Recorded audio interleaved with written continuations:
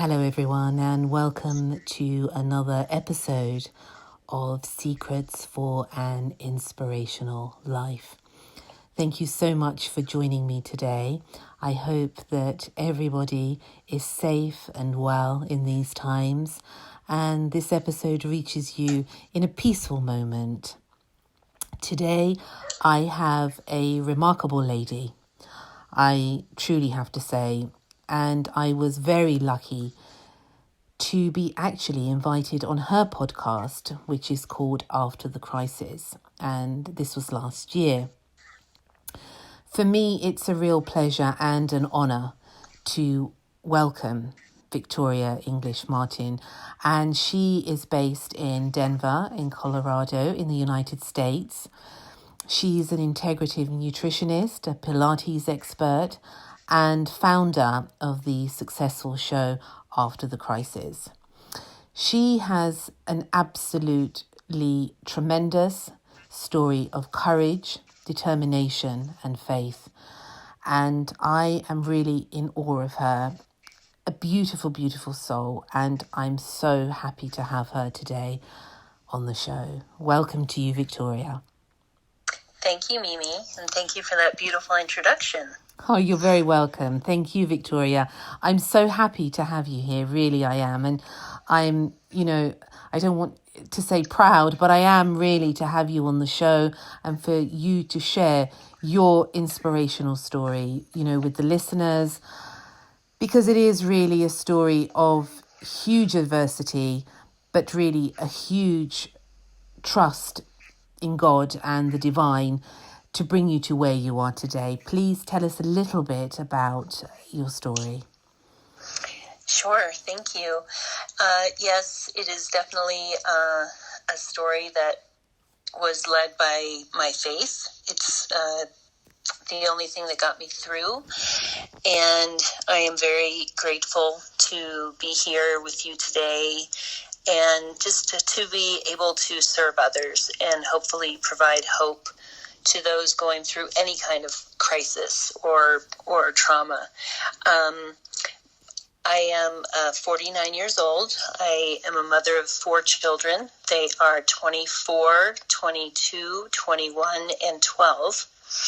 And I've always led a very healthy lifestyle. I am a Pilates teacher. I studied dietetics in college, and so have always been very health-oriented and always kept up with my health. I was just living my life in 2018. I had finished a workout and took a shower, was going to meet a friend for dinner, and as I was showering, I felt a lump in my right breast. And I had just had a mammogram a few months prior that had been clear. So it was as if that lump had appeared overnight. And I immediately knew that it wasn't something normal. I had been going through a very stressful time in the months leading up to finding this lump. So I don't believe it was just a physical manifestation. I went to the doctor 4 days later, and it was like you see in the movies where you're sitting there in the room with the other ladies in your lovely robe, and they called me in for the mammogram, and then I went back to the waiting room, and women were coming and going and putting on their clothes and going back home, and I was still sitting there. They called me back in for a more specific type of mammogram. Then they came back in and got me the third time, and they started to do an ultrasound, and I was pretty certain at that time I knew my life was about to change. Then they brought in the radiologist. She looked at the mass, and she looked at me, and she said, "This is very ugly. This is cancer."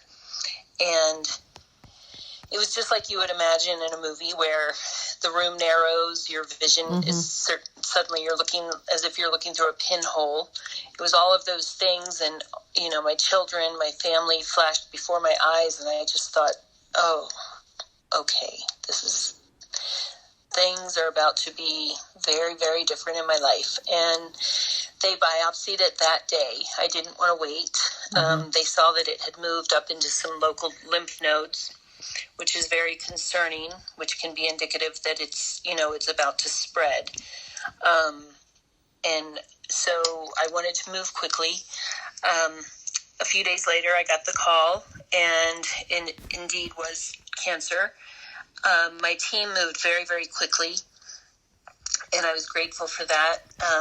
I was in with the oncologist just a couple of days later, and it turns out that I had something called triple negative breast cancer. And what that means is that it's not hormone receptor positive. There are lots of different types of breast cancer, which I didn't know about. And I think a lot of women don't know about. I don't know what it's like over there, Mimi, but here in the States, we have October is Breast Cancer Awareness Month, and I want to rename it to Breast Cancer Education Month, because we are all aware of breast cancer. We're not very well educated on what to really look for and how to advocate for our own health. So triple negative breast cancer is rare. It strikes about 10 to 20% of breast cancer patients, and it's extremely aggressive. And that's why that lump that had not been there a few months prior was already big, large enough that I could feel it easily, and had started to spread up the chain of lymph nodes. So that put me at stage 2B, which meant that I was very close. If I had not felt that, I felt like it was definitely divine intervention that I felt it when I did, because I was probably only weeks away from it moving into my bones or my organs or my brain, which would have made it stage 4, which is not curable. So it would have been a death sentence. So in that regard, I do consider myself lucky. But I did have to undergo the most aggressive course of treatment. And they told me that up front. They said, this is going to be a very difficult year, but we think that we can save you. So just a couple of weeks later, I began my journey. I had 16 rounds of chemotherapy. I had 20-something rounds of radiation. I had a double mastectomy, a full hysterectomy, followed by 6 months of oral chemotherapy. And since then, I've had a few other surgeries for reconstruction. At one point, I developed sepsis.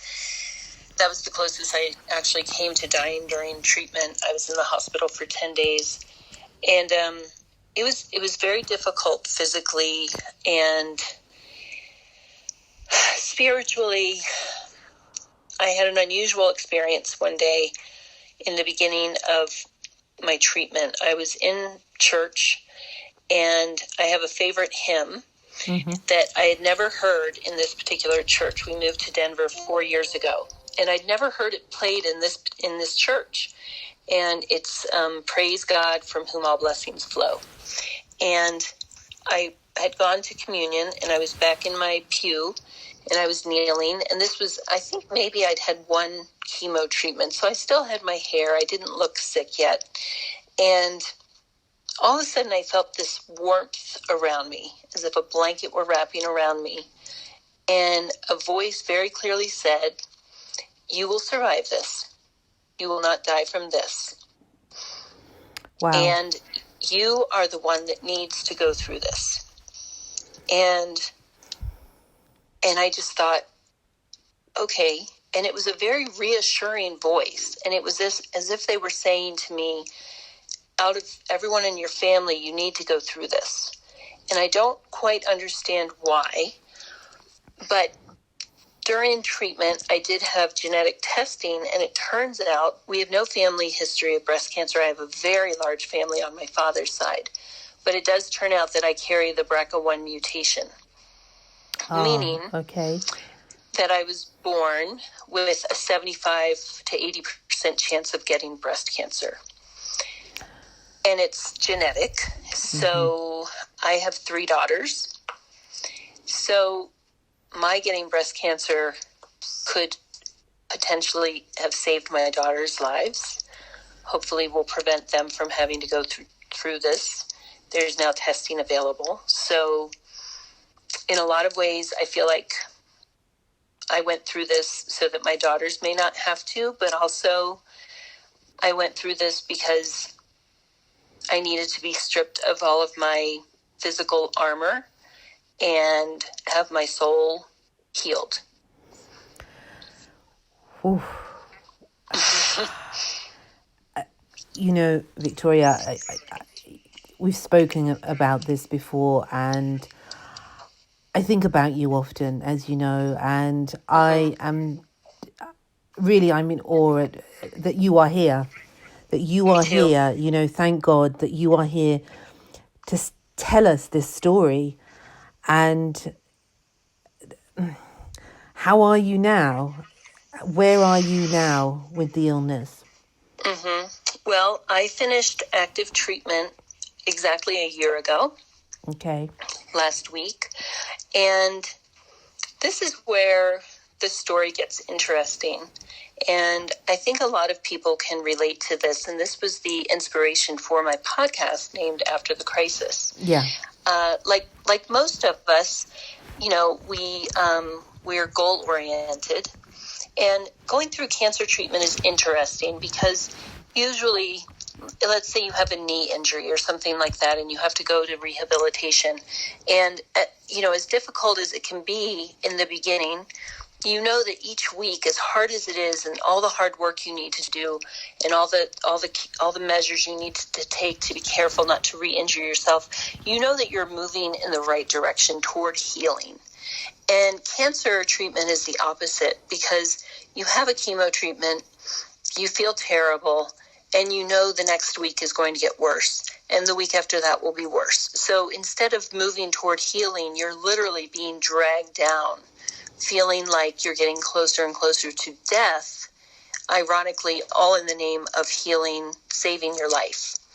So that was a different experience for me because I've always been athletic and goal-oriented, and I had to surrender myself to this process of feeling worse and worse, to losing body parts, losing my hair, losing my eyelashes, everything that made me feminine. And again, all in the name of saving my life. I had to feel like I was on the brink of death, and some days I did. So when I finished treatment, I thought that I would start to set some goals for myself on all levels, physically, career-wise, spiritually, emotionally. And what happened was the complete opposite. It was after treatment that I actually fell apart.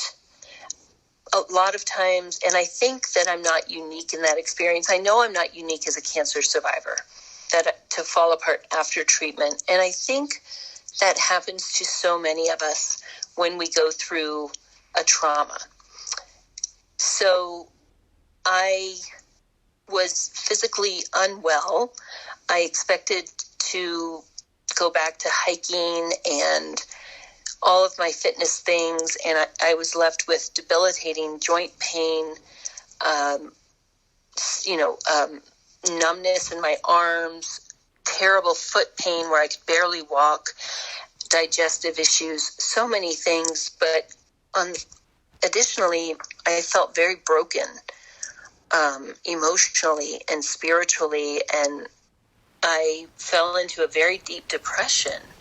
I felt like a soldier during treatment, like I was powering through, but it was after the crisis. Mm-hmm. And I think that happens to a lot of us, that, we power through, and it's after the crisis is, quote, supposed to be over, that it hits us and we fall apart. Yes. And this is, it's like, in a way, when we face a difficult situation, a trauma such as that, or a huge change in our life, whatever that may be, through illness or tragedy, somehow while we're going through it, I always liken it to that we're blindfolded in a way, and we're crossing this bridge that is a chasm of fire. And once you've crossed the bridge and the blindfold comes off, and I think the blindfold maybe is put there by the divine so that we can actually forge through it, it is then that we realize what we've actually been through. That's a beautiful metaphor. Yes, that sums it up. That's how I felt. So I found myself broken physically. I had these big scars across my chest. I no longer had a uterus, which in my late 40s, of course, I didn't need it anymore, but there was still a trauma because that was part of my womanhood. That's where I grew my 4 children. There was a loss and a grief that I didn't know how to face. And so what I found, and it's nobody's fault.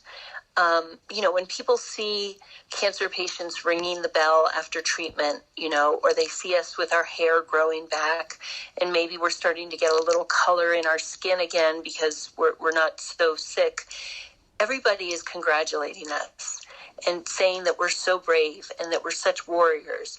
And it's true, we are, not intentionally. We didn't sign up for this. We got drafted unintentionally into this battle.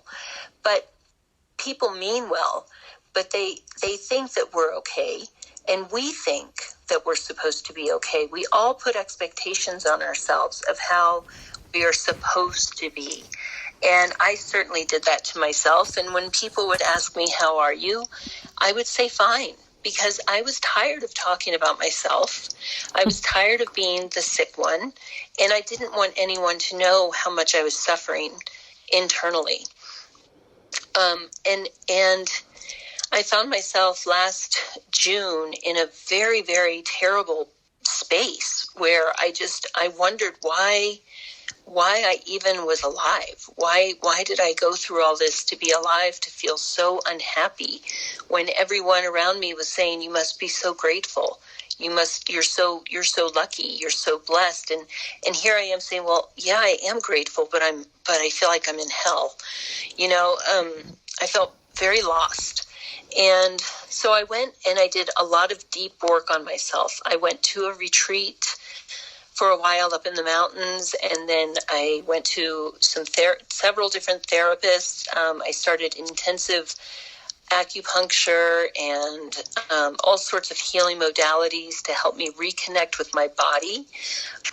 Much like a victim of assault, I had disconnected, detached from my body. So I had to do a lot of very, very deep work, and I'm still in that process, but I'm on the other side of it. And that's where the inspiration came for this podcast, because I thought, I'm not alone as a cancer survivor in this journey and feeling this way. I see it all the time in my Facebook groups. Women come out of treatment and they just don't know what to do. They don't know how to feel, how to process what has happened to them. And then I thought, so originally my podcast was going to be about life after cancer, but then I started thinking about people who lose a loved one and how we rally around them. And then after a period of time, nobody knows if they should ask how they're doing. Nobody knows if they should talk about the loved one that has been lost.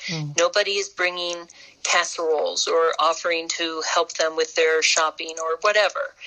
And it happens that way with people going through the loss of a loved one, through a divorce, a career loss, any kind of, infertility is a journey that I've explored with an expert who went through an infertility journey for 12 years. And so we talk a lot about crises. We talk a lot about what are socially acceptable crises, like cancer. Everybody rallies. Everyone comes to your aid. What about people going through mental health crises who are suffering in silence? Yes. What about people who are suffering with a child going through addiction and they feel ashamed and nobody knows what to say? So we talk a lot about different types of crises, and my goal is to simply give people a voice who have been through this, and let people know that there's no finish line. There's not a point at which you have to be over it. You have to be okay.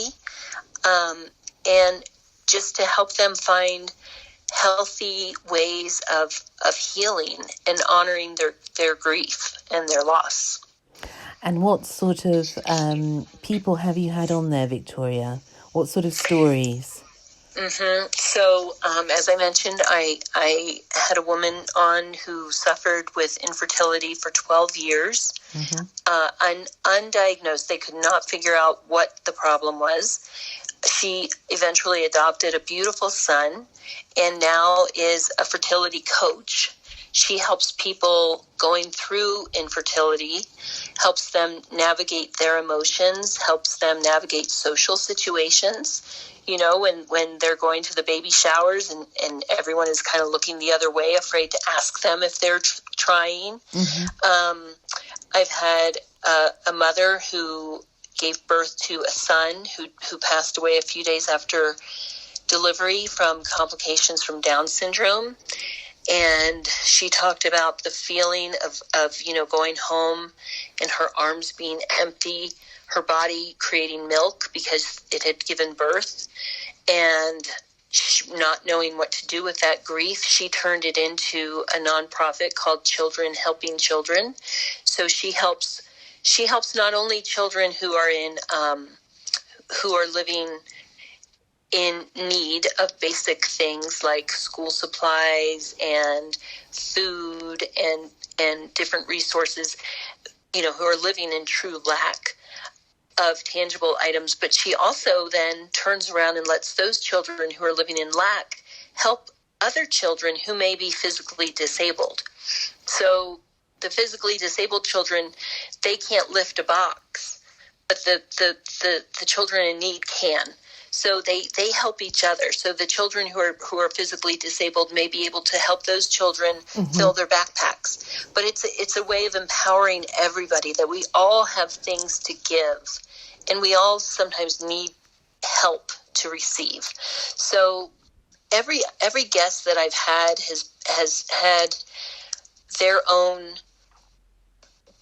journey and have found ways in their own way, whether it's big or small, to turn it into a ministry for healing for others. And so I've come across some really beautiful, inspiring guests. And it's something that, do you think you would have done this show without this crisis that you went through? It's interesting that you ask that, because for the past several years, I have felt a tugging in my soul that I was supposed to do something. And I knew I'd been through, believe it or not, cancer is not the worst thing I've ever been through. And I've been through some very serious situations with my older children. But again, when we talk about crises, they were things that I couldn't share as openly, that we've talked about with one of my guests. Is your crisis casserole worthy? Is your crisis the kind that you can show to the world and your community will bring and stock your freezer with casseroles? Or is it a crisis that you kind of need to keep quiet because it's there's a stigma attached, or it's awkward, or people don't know what to say, and often instead of saying something, they'll say nothing, and it can leave you feeling even more alone. So with my life experiences, I felt like I was meant to do something, but I didn't know what it was. And I remember for many years just asking God, the universe, I call it God, asking my creator to lead me in the right direction. And was this before? This was before cancer. Okay. Yes. So I never expected it would be in this way, but I did feel that I was meant to share with others and give a voice to others going through difficult situations, because I had been my mouth had been sewn shut for years over some of the things that I'd been through and that my children had been through. My mouth was sewn shut, and cancer, with all the stitches I got in my body, I had the stitches removed from my mouth, and I found my voice, and I am now paying it forward by giving a voice to others. It's remarkable. And I think that in a way, literally what you went through, the ripping apart of something, the ripping apart, the shedding of the old, truly. And the best healers are those that really have suffered. Yes. Because they really are the ones that are able to have this real compassion and real empathy beyond words. It's an understanding. It's in a way freeing of the soul. Yes. And I think I'll speak to two things on that. I think that is why you and I connected so easily, because we both speak from our souls. And yes, yeah, for sure. As a woman, I didn't like to think of myself as being vain or prideful about my appearance, but I call it my armor. I had very long blonde hair. I was very busty and had a really nice figure, and I had all of that stripped away. So I remember, getting up in the middle of the night, all this joint pain, bone pain, hobbling to the bathroom, and I'd catch a glimpse of myself in the mirror, this ghastly white face with my cheekbones, protruding, no eyelashes, no eyebrows, no hair, no breasts, no uterus, and just thinking, my God, this is just me. And, I liken it to many people during this pandemic are very uncomfortable right now because they're having to sit with themselves. Yes. They can't do all the things, the busyness and the pampering, and it's external self-care. And I certainly miss my salon and all of those things that we can't do right now. But I was given a choice because there was nothing I could do about my exterior appearance. So either I just stared at myself in the mirror, or I looked deeper into my soul and said, okay, what can I heal? What can I do right now? Because there's nothing I can do about what's going on the outside. I can only open myself and be willing to let my spirit and my soul do whatever it's going to have to do. And, that took me through a very painful journey for a period of time. But the freeing that I have found since then has been incredible. And I don't know, I'd like to say it's worth it, but it is kind of worth it. As much suffering as was there, I also have now a clarity and an authentic quality to my life and to my being that I didn't have before. And I didn't know it, and I didn't do it intentionally. It stripped away all the armor and gave me a different insight. And you speak about, Victoria, about this detachment of the body, and I know we spoke about this before. And when you realize that the body is just a vessel and that you can strip the body, you can in a way destroy so many parts of the body, but what is actually left is the reality of us. Yes. And who we are, fundamentally who we are as souls. And that's something that overtakes the physical. Yes, it does. I found myself, I think this is not uncommon for people going through the sort of treatment that I went through, everything being done to your body is painful.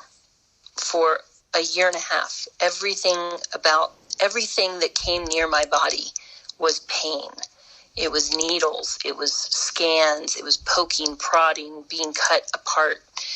And I've always been very in touch with my body, but just like a victim of any trauma, you detach. And that was disturbing to me because I didn't know how to reintegrate with my body, and also how to honor my body and love my body. Even the way it looks now, it will never look the same.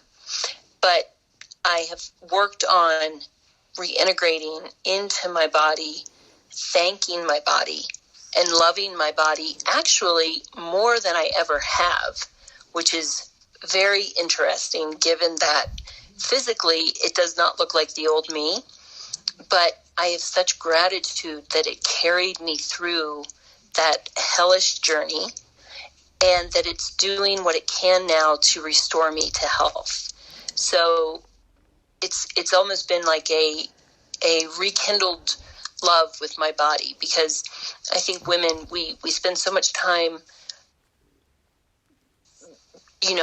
minimizing our strength and dismissing ourselves and criticizing our bodies and striving for some perfection. And when you've been stripped of everything, and now just each day that I can do a little bit more, I'm so grateful for that. And I thank my body every day. I thank you, body, for carrying me through cancer. I thank you for waking me up.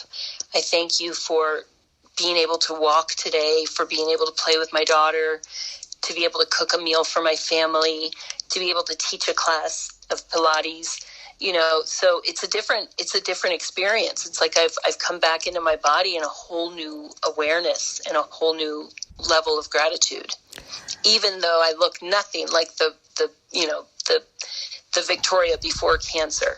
So it's an interesting perspective. In a way, I wonder how much, Victoria, we choose looking at this on a spiritual level, because I know you're a very spiritual lady. I wonder how much of this we choose before we actually enter our body. How much does the soul choose? How much does the soul agree to do to learn its lesson throughout life? And therefore, in order to complete this knowledge and the journey and to teach others around us, how much are we actually agreeing to before we come onto this earth, and before we become into the womb, something that we spoke about earlier? How much of that have we agreed? How much? Because it takes a great soul to go through this and actually be an example to other people, and then to transform the lives of other people. So I think that how do we know that this is just meant to be? There is such a thing as destiny. This was meant to be. You chose this. I chose my life the way that I was going to live it. That we actually, for our higher good, chose this. I can relate to that, and I have considered that as well. Because by traditional standards before cancer, I was considered very attractive, and I feel like whenever I was greeted with this diagnosis, there was no question in my mind that I was willing to go to any length physically to save my life. So I thanked my breasts, I thanked my reproductive organs for their service. Yes. And I surrendered them. I have since learned how to grieve them. But the work, I never anticipated what that would mean for my soul. And I that's a beautiful point, because I do wonder now, did my soul make this agreement? because I agreed with my body. I didn't realize I was agreeing with my soul. I did not realize the transformation my soul would go through, because if I hadn't gone through that transformation of my soul, I wouldn't be able to be an example to others. I could come through and say, okay, here I am. I'm alive after cancer. I'm all scarred up and everything else, but I'm here. But I would be still just a shell of a person if I hadn't done the soul work to get to where I am. And again, it's, as you know, it's always a journey. I mean, I embark each day on this soul work. There's no finish line, just like any other, any crisis. I don't put a finish line on that anymore either. There's no finish line with this growth that I'm doing, but without the agreement of my soul, I couldn't be doing this today. It would be impossible. Absolutely. Because the body wouldn't be able to carry this burden in a way. And the soul, once the soul encompasses the body, then I think it propels it.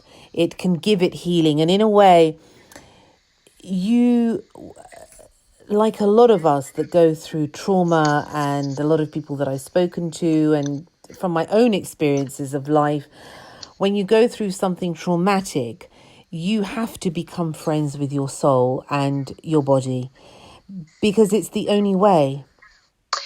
Yes, and that is what I noticed is when I was not connected with my soul or my body, and I had simply stayed alive after cancer, and I was going into that darkness, I was also drinking a lot. I was not eating great, but my main thing was the drinking, because the drinking, number one, would numb my physical pain for a period of time, and it would take me out of my torment for a brief period of time, and then of course just spiraled me deeper down into it.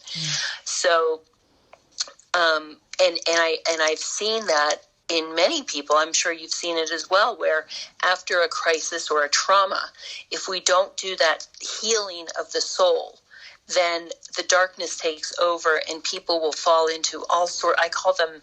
I don't call them addictions. I call them maladaptive coping skills.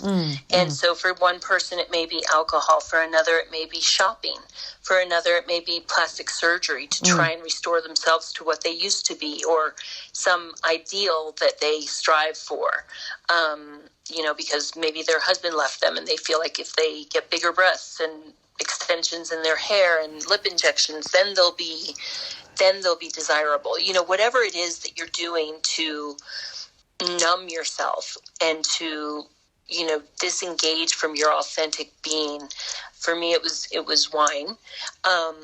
But whatever you're doing, and I see that a lot in people, these maladaptive coping skills. And that's another thing I address with people is, what are you using to detach? Because your soul is in there crying to get out. And the reason you're in so much pain is because you're sewing it shut. You're sewing yourself up. And sometimes we have to break before we can be put back together. And I think that's a crossroads that we all come to, and we're faced with a choice. And whether we're conscious of that choice or not, we all make that choice. Are we going to allow ourselves to break and then be put back together, or are we just going to be crippled by this? We were talking about that. Is it the Japanese art? What is that Yes. art called, Yes, Victoria? it is called, I'm not sure if I'm saying it right, kintsugi. KINTSUJI.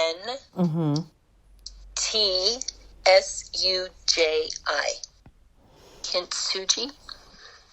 And tell us a little bit about that, because that's a beautiful analogy of the human soul, really. Yeah, so I just came across it a few months ago, and I'm so intrigued by it. It's an ancient form of Japanese art where if something is broken, let's say a beautiful vase is broken, instead of either discarding the vase or gluing it back together with some sort of, liquid cement and trying to conceal, and then maybe painting over it and trying to conceal the cracks.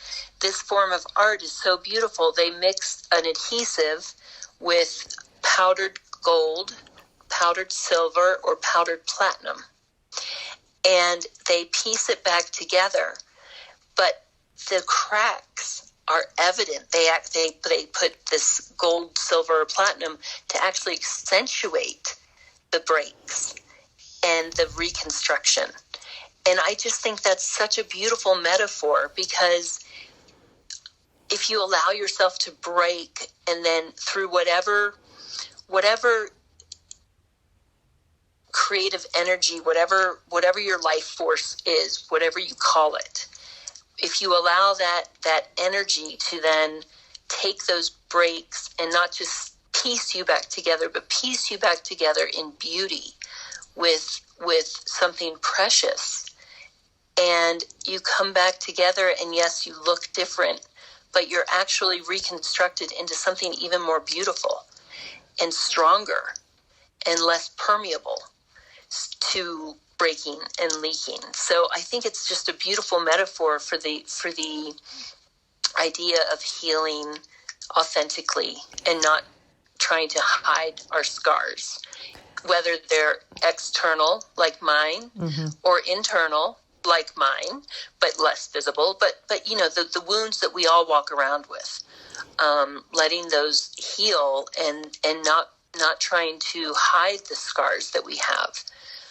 but maybe even highlighting them and sharing them so that someone else can have hope. And to feel real again, to feel real. To feel real and to feel unique. And maybe Victoria, as you were talking about, the hair extensions and the nails and the lips and the breasts and this and that and this, and it's so popular. And maybe it's because actually now in these times we are more scarred as people. Yes. And this is done as a mask.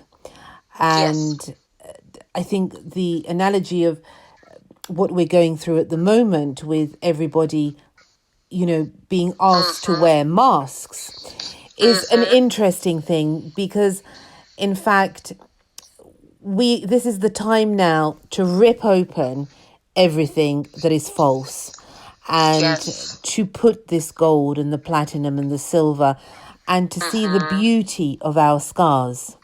Yes, and decide what we want to put in that vessel. Yes. What sort of normal do we want to return?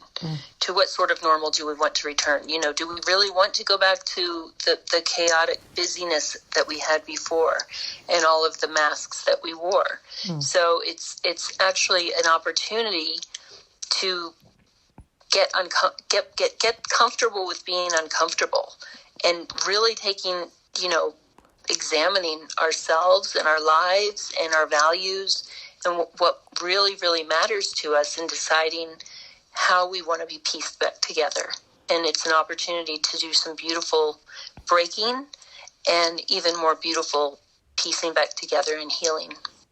Beautiful. It's so beautifully put, Victoria. And I'd like to know, and please share with me and the listeners, what is the most inspirational thing or the most inspirational person to you? The most inspirational person to me is Jesus Christ. And I say that because I follow the teachings of Jesus Christ. I'm a member of an organized church, but I pay very close attention to what Jesus actually said and what he meant. And he teaches love and compassion and strength, true strength. And so I pay a lot of attention to what he actually said and did, not the way that it's been morphed into something that man has manipulated and made into some sort of doctrine. I pay a lot of attention to actually learning about Jesus and about the way he lived and the way he thought and the way he taught others to live. And that's actually quite common in most of the major religions. If you sift through all of the dogma, the guides to living are very similar. So, so I just pay attention to what he actually said and did. And did your love for him help you through this crisis? It did. It helped me relate in a much more honest way. I was always kind of talking to him with part of my face hidden. Shame. I didn't understand the true unconditional love that anyone could have for me. So I imagine myself praying in the old days and sort of turning away from him, almost like when you're talking to someone and you have to tell them what you did wrong. And I had an interesting experience when I went on my spiritual retreat last summer during some imagery. At the beginning of the week, we were talking about Jesus, that he was kind of my touchstone. And in the beginning of the week, he was holding me in his lap because I needed that level of connection and comfort. And by the end of the week, whenever I would visualize him, he was sitting next to me with his arm on my shoulder. And I thought that was very powerful because, these things just come to you as you're going through a meditation. It was nothing I planned, but I saw me moving from his lap to sitting next to him and him having his arm on my shoulder. Like, you're okay, you're putting yourself back together, and I'm still here with you, but you're safe. Yes. And I thought that was an interesting image that came into my head throughout this healing week that I had up in the mountains. Faith is something that has this unfathomable power. And I think this faith that exists for a lot of people is an absolute and total belief in something far greater than themselves. But in fact, it is part of who we are. The divine God is part of who we are because we are a reflection of this on this earth.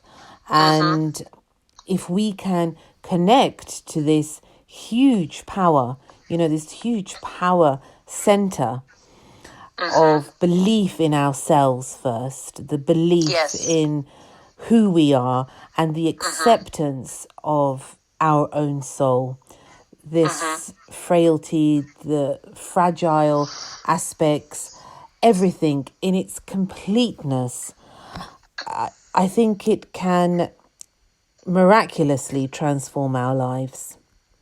Absolutely. And that, I think, has been the biggest gift of this journey is now I don't go with my face turned away, even if I'm not having the best day or if I've done something I probably shouldn't have done or whatever it is. But I live in alignment with my true spirit, and I can go and I can meditate and I can pray and I can be fully present with my humanity, just who I am, and know that I'm loved and connected and held. And it has opened up a whole realm of creativity and connectiveness that I never had before. Even though I was a person of faith, I'm now a person of spirit. It's like I have a hotline. And and that's why, when you ask me what's your plan with your business and everything, I have no idea. I wake up each day and I ask for doors to be open and for my feet to be willing, and just willing. Doesn't mean I always do. Just be willing to walk through whatever door opens. And, it works out for the best of humanity so that I can serve others, because that's really what we're called to do while we're here on this earth. To serve each other. serve each other. And in that, we serve ourselves. If we're doing it from a good, intentional, guided place, we serve ourselves, we serve others, and we serve our Creator. You know, one of my favorite sayings, Victoria, is all that I gave, I have. And I really, truly believe that, because there is this beauty in the art of giving and to give of oneself, as you are, you know, you're giving really your true, your authentic, your real self. And you, by you being yourself and by you opening your heart, you're pulling the people towards you to open their heart. And that's something that is a remarkable gift to be graced with. And I really hope, you know, truly from my heart, that you have many, many beautiful years ahead of you with beautiful adventures. And I know you're into poetry as well. That's something that's you're looking now to touch upon and expand, isn't it?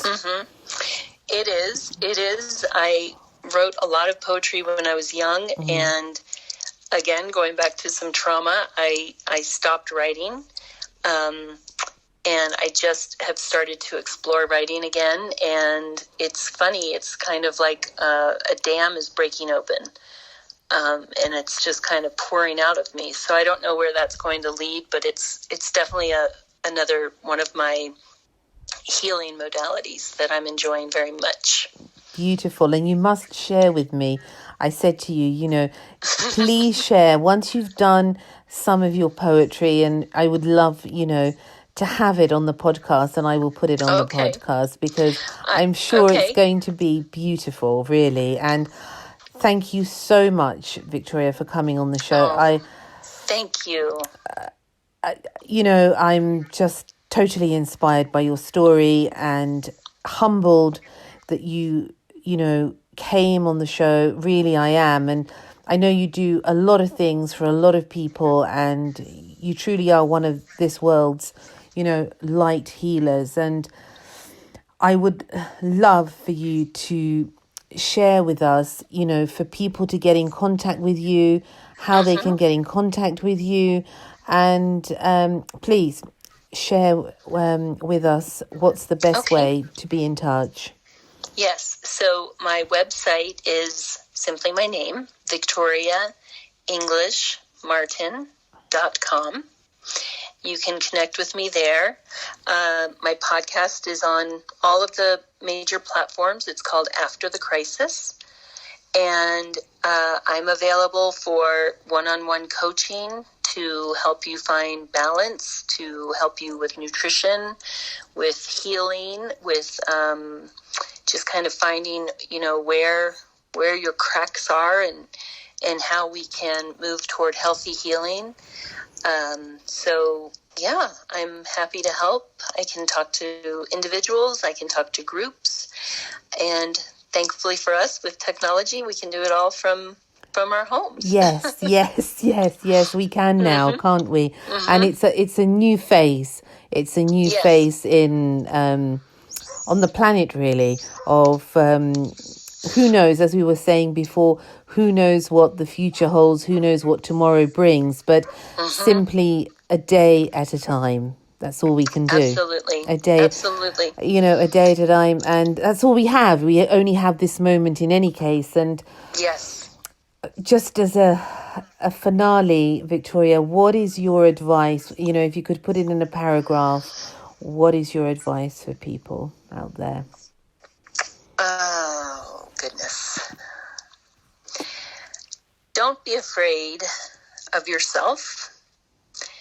Don't be afraid to break.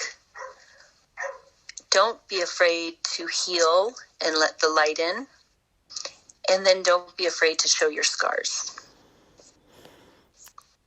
Amazing.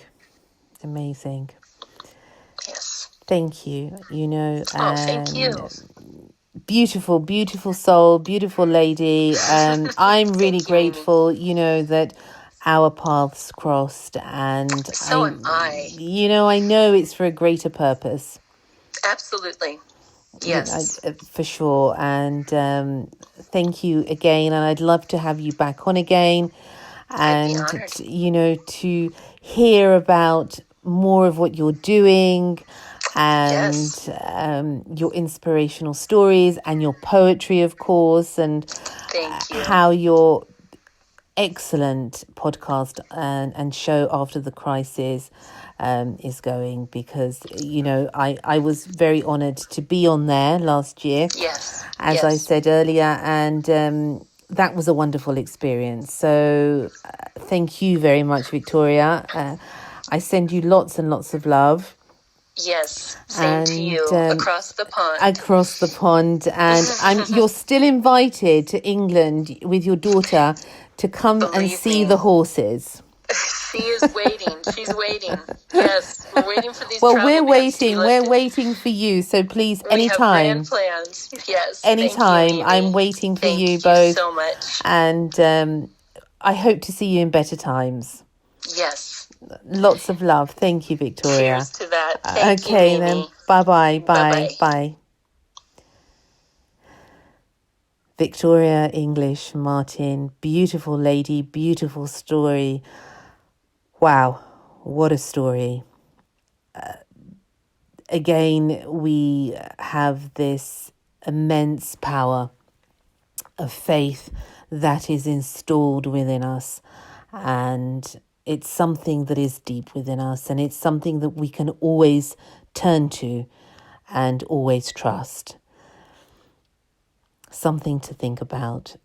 Thank you, everybody, for listening, and wishing you lots of health, a long life, and hopefully we shall meet again in the next episode. Take care and lots of love. Thank you for listening to Secrets for an Inspirational Life, brought to you by your host, Mimi Novic. Please remember to subscribe to the podcast, and see you in the next episode. For more information about Mimi Novic and her books, music, and inspirational work, take a look at her website, www.miminovic.co.uk.